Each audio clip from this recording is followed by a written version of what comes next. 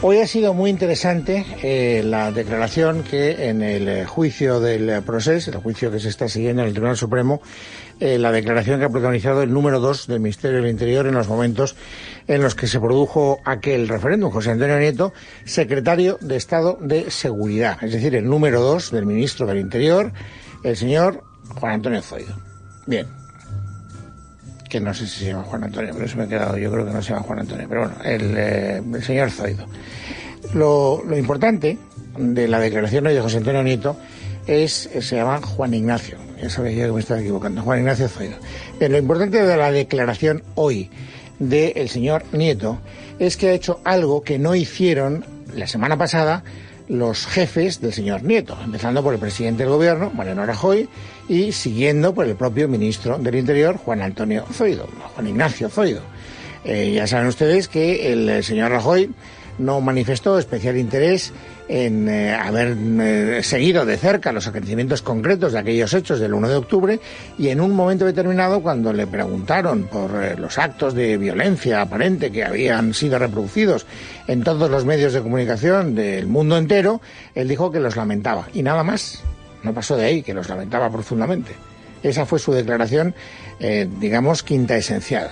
Y después está el papelón que hizo Zoido cuando se lavó las manos diciendo que, bueno, que él tampoco daba las órdenes de lo que pasaba ese día. Bueno, pues después de esas dos declaraciones en las que los dos grandes protagonistas de lo que era el poder político en aquel momento, donde gobernaba el Partido Popular, pues hoy le llegaba el turno al número 2 del Ministerio del Interior, a don José Antonio Nieto. Y se trataba de saber si se cumplía la expectativa de que su declaración iba a ser una de las más sustantivas, de las más reveladoras, de las que más pudiera contribuir a saber desde el punto de vista del fondo de la cuestión qué es lo que ocurrió aquel dichoso 1 de octubre. Y la verdad es que el señor Nieto ha respondido a las dos expectativas. Ha sido una declaración que yo creo que clarifica mucho desde el punto de vista del gobierno. Lógicamente, lo que ocurrió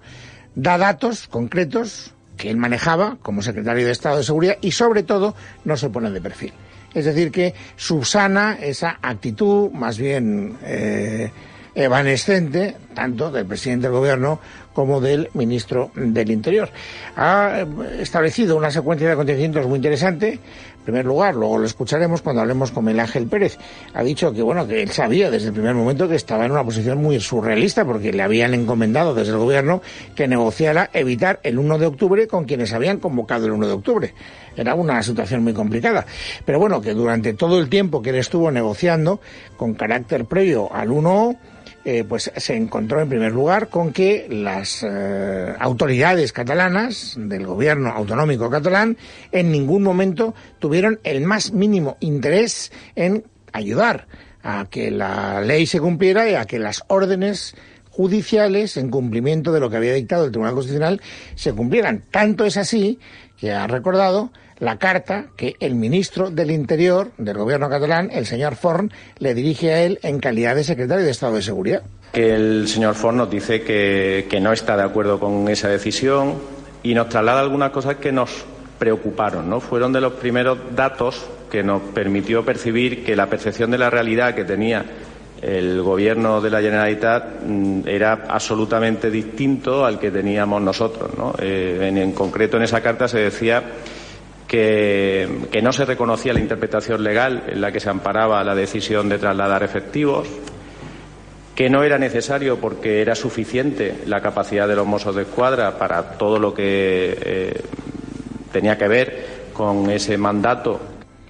Los convocantes del 1 de octubre no tenían ningún interés en desconvocar el 1 de octubre. Como consecuencia de eso, lo acabamos de escuchar, no tenían ningún interés en desplegar a los Mossos d'Esquadra para evitar que se produjera el 1 de octubre y tampoco tenían ninguna ganas de que llegara la Guardia Civil para desbaratar el 1 de octubre. Punto número 3, también una revelación, desde mi punto de vista, bastante interesante. Los que coordinaron, los que organizaron la resistencia en Cataluña para que la Guardia Civil no cumpliera su trabajo, es decir, para que la Guardia Civil pudiera impedir la celebración de un referéndum ilegal, fueron los CDR.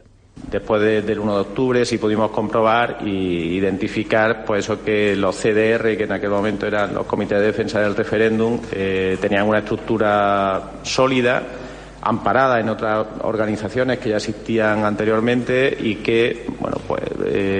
realizaron una tarea de coordinación bastante importante que dio como resultado esa capacidad de movilización. Estaban organizando una resistencia que, a su vez, otra declaración interesante del señor Nieto, los Mossos d'Esquadra no tenían ningún interés en desmantelar. No tengo constancia que por parte de los Mossos d'Esquadra en ningún momento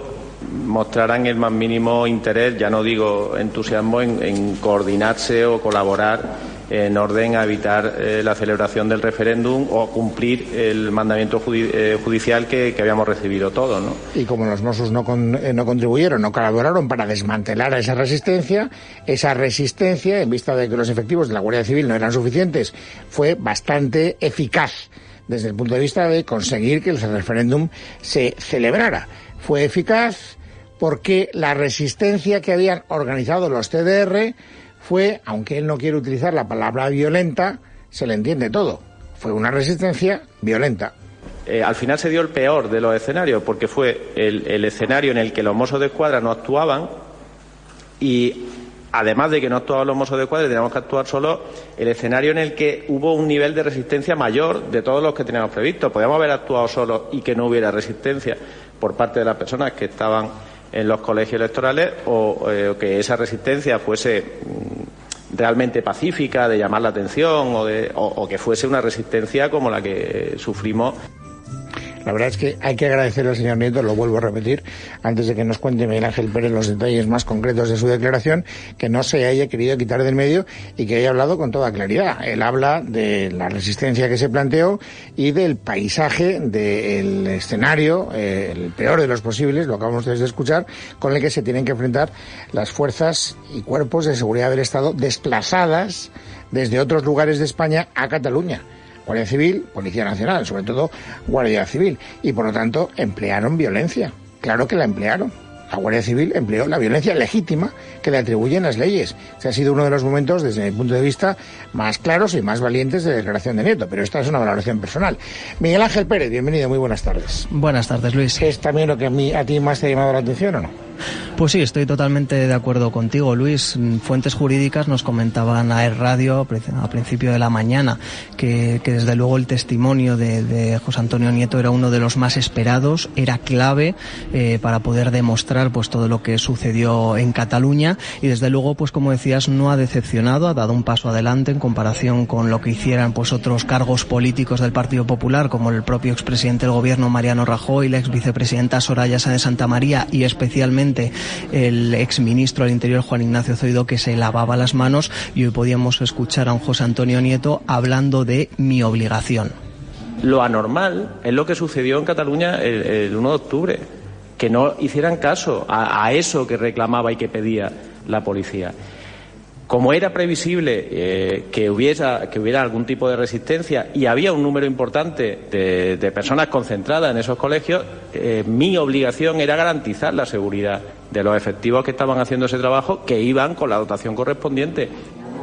Comentaba también José Antonio Nieto, como comentabas tú, Luis, pues esa carta, ese intercambio epistolar con el exconsejero de Interior Joaquín Forn, y nos contaba también la declaración José Antonio Nieto, pues que uno de los aspectos que más preocupación le suscitó fue cuando, por ejemplo, Forn le negaba por carta que hubiera existido violencia o tumultos en ese famoso asalto a la Consejería de Economía del 20 de septiembre, en el que, recordamos, la Secretaría Judicial tuvo que escapar por el tejado de madrugada. También ponía encima de la mesa un argumento importante que no se había escuchado con tanta clarividencia hasta el momento en el juicio, y es que la policía pues tenía el uso legítimo de la fuerza. Quien puede ejercer la fuerza es la policía en cualquier país del mundo, porque así se lo reconocen las normas y así se lo reconoce cualquier constitución. Ni usted ni yo podemos emplear la fuerza salvo en legítima defensa. Y ustedes están tratando de convencernos de que la fuerza ejercida por personas que no son efectivos policiales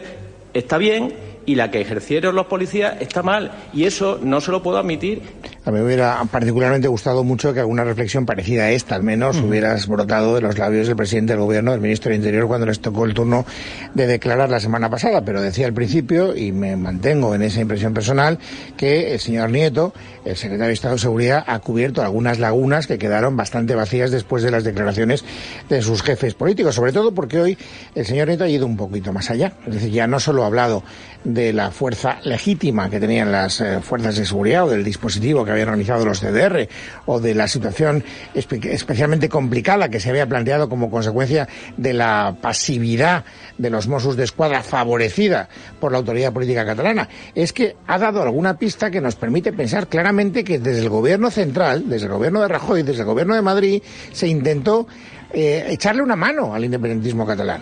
No podían permitir que hubiera un referéndum con todas las de la ley, había sido prohibido por el Tribunal Constitucional, iba claramente en contra de la legislación que tenemos en nuestro país, pero ellos buscaron alguna escaramuza, alguna salida bastante chapucera, por otra parte, que no fue posible llevar a cabo porque no quisieron los catalanes, no porque no la propusieran los señores del Gobierno de Madrid. Esta ha sido una de las declaraciones que a mí más me han llamado la atención hoy del secretario de Estado de Seguridad. No sé, Miguel Ángel, y no, desde luego, no quiero tampoco, digamos, inclinar tu opinión hacia un lado o hacia otro, pero no sé si estás de acuerdo con mi opinión. Sí, desde luego que podríamos decir, Luis, que ha dejado una granada, una bomba de relojería encima de la mesa José Antonio Nieto, porque desvelaba, la verdad es que con mucha sorpresa para todos los que estábamos escuchando el juicio, desvelaba pues que desde el gobierno se había trasladado a la Generalidad de Cataluña, a Carles Puigdemont, que como una medida intermedia para que ellos pudieran salvar la cara de cara a sus votantes, pues que pudieran simular un referéndum, y además nos parecía especialmente grave porque decía Nieto que le indicaban que podían simular ese referéndum en algunos lugares que no hubiera prohibido la jueza del Tribunal Superior de Justicia de Cataluña. Le escuchamos. Parte de esa manifestación de capacidad de movilización y de fuerza del movimiento independentista podía haber sido pues, que se simulara ese referéndum en lugares que no estaban recogidos en el auto de la magistrada, que se pudiera hacer en las plazas de los municipios o en lugares abiertos donde no se fuese en contra de ese mandato judicial. Así se trasladó también, no hubo ningún interés y al contrario, vimos que había una convicción absoluta de sostener y de mantener la celebración del 1 de octubre, ¿no? Pues una afirmación desde luego sorprendente y surrealista de José Antonio Nieto, que precisamente utilizaba este término surrealista para definir pues cómo eran los encuentros de la Junta de Seguridad. Recordamos, el gobierno de Mariano Rajoy supuestamente quería evitar la celebración del referéndum ilegal del 1 de octubre y se tenían que reunir con la Generalidad de Cataluña de Carles Puigdemont, que precisamente lo que estaban intentando era que se celebrara. Pero esa reunión en concreto, probablemente uno de los momentos en el que el surrealismo fue más evidente, porque estábamos en una mesa hablando del dispositivo para evitar la celebración del 1 de octubre con quienes habían convocado el referéndum del 1 de octubre.